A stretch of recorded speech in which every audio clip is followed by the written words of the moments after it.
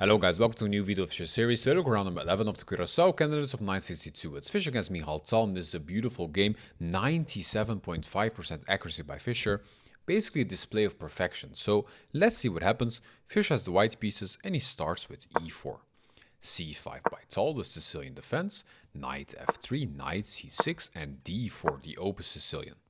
C takes d4, knight takes d4 and e5, kicking the knight. And this is called the Löwenthal variation of the Sicilian. But by playing e5, we did weaken the d6 square. So the knight goes to b5, wanted to come to d6 and give a check. But black's actually fine with allowing that. He plays a6, knight d6 check.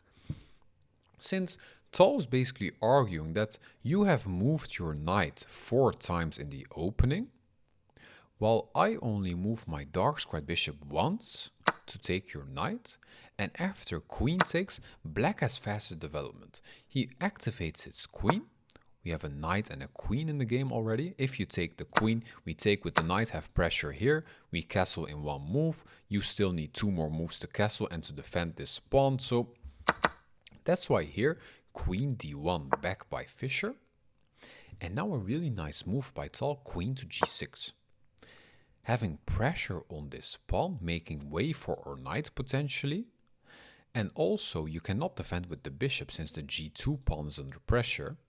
So either maybe knight c3 or f3, but knight c3 here, make sure that we cannot push the c pawn anymore. And often in the Sicilian, you want to play c4 to have this Maroczy bind and have a lot of pressure on the d5 square, so black cannot play d5 himself and have a backwards weakness. So queen g6 is a very deep move.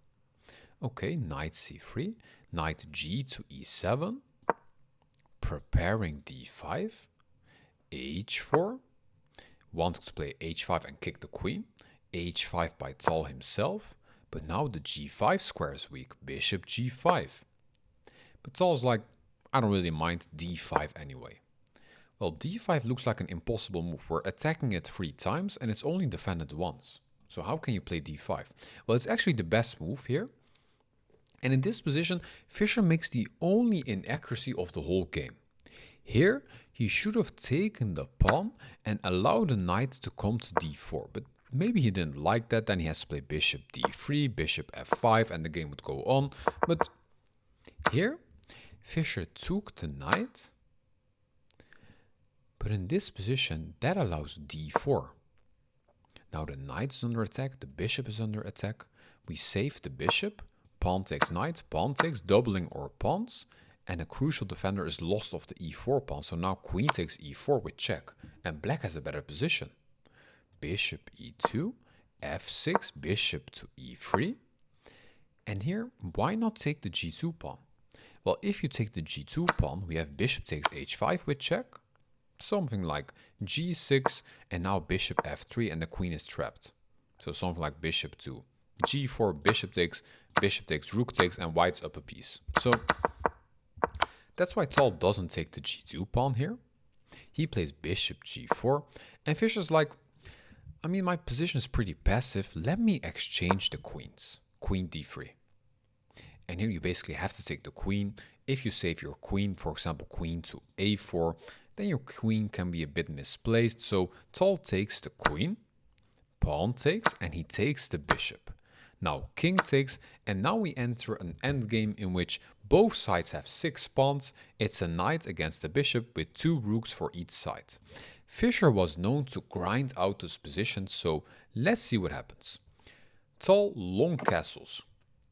After long castling, rook to d1 by Fischer. And here Tal's like, well, my knight's not doing much. Let me rotate my knight to e7, maybe bring it to f5, maybe to d5. Fischer strikes in the center with d4, but now knight d5, attacking this weak pawn. So we have to defend it. Now rook h to e8, rook h to d1, and here f5 by Tal. But f5 weakens the g5 square again. The bishop started on c1, went to g5, went back to e3, and now to g5 again, attacking the rook. Here Tal plays rook to d7. He could have also first taken the pawn with check, king to f3, and then rook to d7. But okay, here we see rook d7, pawn takes, and now rook takes e5 with check. King comes up to f3, and rook to e4. And now rook to d3 and rook to c4. So you can see Tal has a more active position. Since we have a lot of pressure on this pawn, it's attacked twice and defended twice now. Here, an interesting decision to make. What to do? Should we play rook to c2, keep this position passively, and allow something like b5 in which black can play whatever he wants? Or, and that's what Fischer plays, rook c to d1, sacrifice this pawn for activity. So now rook takes, and knight takes, and Tal is just up a pawn. Well, here rook to c1, pinning the knight to the king, but okay, rook to c7, but now bishop to f4. Rook moves and bishop e5, attacking the knight twice and having pressure on this pawn. And here you have to calculate knight takes a2, being up 2 pawns. Well, if you take the pawn here, that's actually a losing move. Since now we would have rook takes c6 with check, b takes c6, and the very important king to f4. c5, king takes f5, c4, it's basically a race. Now g4, c3, not taking the pawn, then we activate the knight back into the game. But actually g takes h5, c2, and now the very important either bishop b2 or bishop f4 to defend the c1 square. So for example, bishop b2, if you make a queen here, knight takes, and now very important king to g6, we win this pawn and we will make queen ourselves. So that's what Tal had to calculate. He probably did, that's why he didn't take the pawn here. He played knight to d5. And here you cannot take the rook, since now in this variation the knight is defending the f4 and e3 squares. Together with the pawn, your king cannot activate. So the king would have to run something like this, but this is a fine position for black. So that's why Fischer doesn't take the rook. He plays rook to d1, attacking the knight. And the pawn is still hanging, so knight to f6, defending the pawn like this. Okay, but after knight f6, now we're not controlling the f4 square anymore with the knight. So the king comes up to f4. And you can see that Fischer's king is way more active than Tal's king. We can come up here, eat those pawns. Well, now this pawn is under attack. So g6. And we can play king to g5. But then the knight can activate. So first, very important, f3 by Fischer, the best move. So now the knight cannot really do much here. It goes back to d7. Still not something like king to g5, because then you're losing bishop. First, bishop to d6. And bishop d6 is a really nice move. It disconnects the rook's defense of the king side. And in this position, Tal makes a slight inaccuracy. Here, he should have played b5, a5, a4 and launch a barnstorm on the queen side. But he played rook to c2, which looks like the most logical move, honestly, attacking 2 weak pawns here. But rook c2 doesn't really matter, since we can play g3, you can take this pawn, but we are faster with taking those pawns. So after g3, Tal still doesn't take the pawn, he plays rook to e2. Now, after rook to e2, king to g5 and rook to e6. So he rotated his rook like this, which cost him 3 moves. Now, bishop f4, making way for our rook. Knight f8, and Tal's position is very passive. Rook to d6. Now a5, trying to create something, but now it's too late. King goes to h6, rook to e2, attacking this pawn, but simply rook to d2.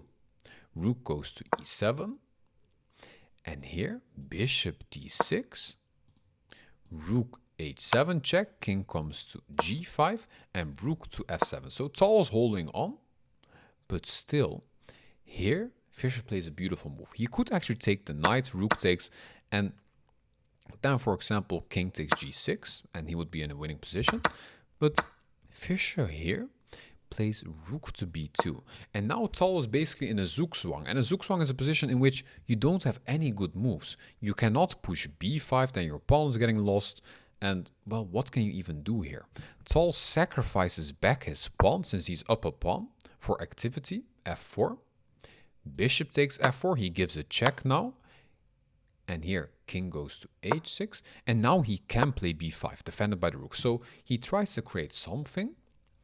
But now, after b5, bishop d6, b4. And here, very important, to play g4. Not take the knight. Since if you take the knight now, rook takes. And if you take our pawn, we can actually take back a pawn. And this is a drawn position. Since, for example, king takes, the pawns are not connected in this position. So after g4, rook takes, and g5, here the threat is to take the knight. For example, king to d7. Now taking the knight is a good move. Since after rook takes, we take the pawn, and you cannot, well, we have passed pawns. For example, give a check, we take this pawn, and now the passed pawns are very dangerous. So, okay, g4, rook takes, and g5, knight goes to e6, king takes g6, rook goes to d3, attacking the bishop, bishop to e5, rook to e3, and here, king goes to f5, attacking the knight and defending our bishop. Knight goes to f8 back, and rook to g2. And now the threat is g6, g7, g8, queen. So here, rook f3 check, but okay, bishop f4, simply defending it. King goes to d7, g6, knight to e6, and here, very important, you can see that the bishop is actually hanging. The knight and the rook are attacking it, but simply g7. And here you cannot take the pawn, obviously, because then you're losing. So here, after g7, Tal takes the bishop, he's up a piece, but simply king to e5.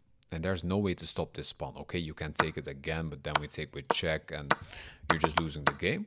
So Tal gives back the rook, pawn takes, rook takes, and this is a completely winning endgame for Fischer.